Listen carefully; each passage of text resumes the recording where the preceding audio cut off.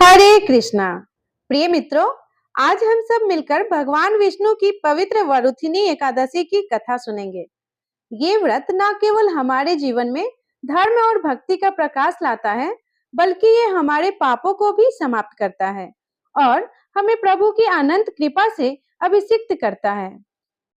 भगवान विष्णु की कृपा से हम सभी के जीवन में सुख, समृद्धि और शांति की वर्षा हो, हमारे पूजा और व्रत स्वीकार हो और हमारे द्वारा किए गए सभी अच्छे कार्य हमें मोक्ष की दिशा में मार्गदर्शन प्रदान करें।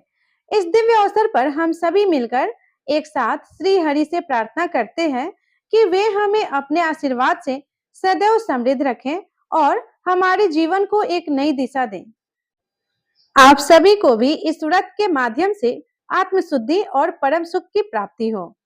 प्रिय श्रोताओ, कथा के शुभारंभ करने से पहले हम सभी मिलकर भगवान विष्णु से प्रार्थना करें कि हे हरि, हे नारायण भगवान, आप जगत के पालन करता है। आप ही धरा, गगन और पाताल के एकमात्र आधार हैं।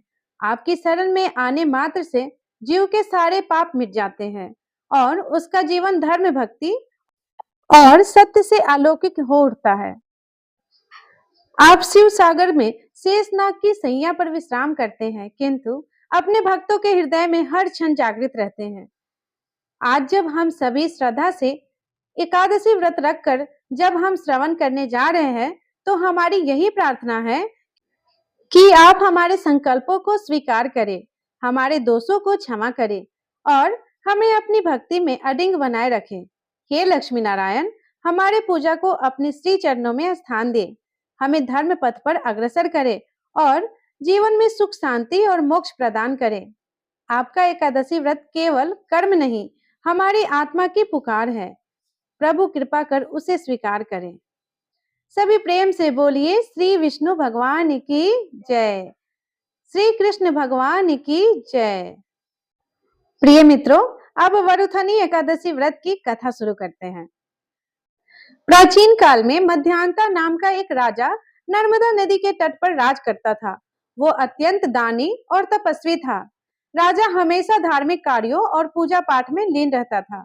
एक बार जब राजा वन में तपस्या में लीन था, तभी ना जाने किस ओर से एक जंगली भालू आया और राजा के पैर को चबाने लगा।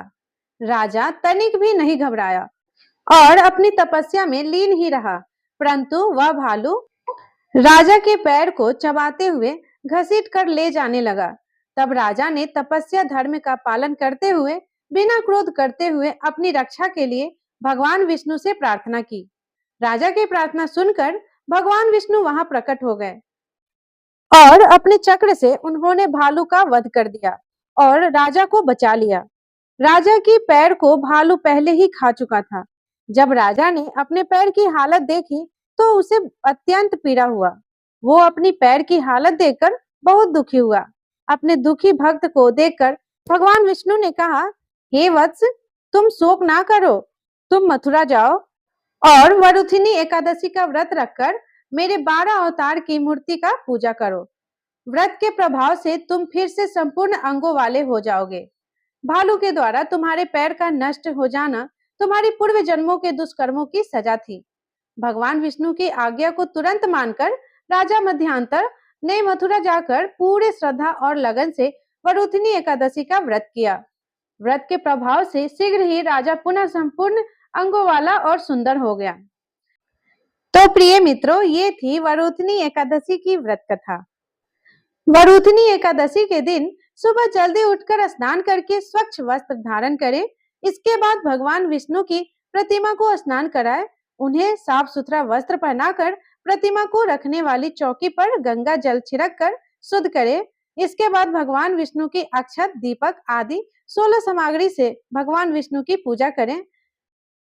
भगवान विष्णु को पुष्प, तुलसी आदि अर्पित करें। भगवान विष्णु को भोग अवश्य लगाएं। रात के समय भगवान विष्णु और देवी लक्ष्मी की पूजा करें। हिंदू मान्यताओं के अनुसार पीपल के पेड़ में भगवान विष्णु का वास होता है, इसीलिए वरुथिनी एकादशी के दिन पीपल के पेड़ पर जल चढ़ाना बहुत शुभ माना जाता है। वरुथिनी एकादशी के दिन भगवान विष्णु को पीले फल और पीले रंग के मिठाई का भोग लगाना भी बहुत शुभ होता है। एकादशी के दिन भगवान विष्णु के साथ माँ लक्ष्मी जी की पूजा करने से घर में सुख, समृद्धि और धन के आगमन होता है। जो भी व्यक्ति वरुथनी एकादशी का व्रत पूरे मन और श्रद्धा से करता है, उसे मोक्ष की प्राप्ति होती है। तो प्रिय मित्रों, ये थी आज की कथा। आपको ये कथा कैसी लगी? कमेंट करके प्लीज बताइए और साथ ही मेरे चैनल अनुपमा रिदम को सब्सक्राइब करना ना भूलें। धन्यवाद।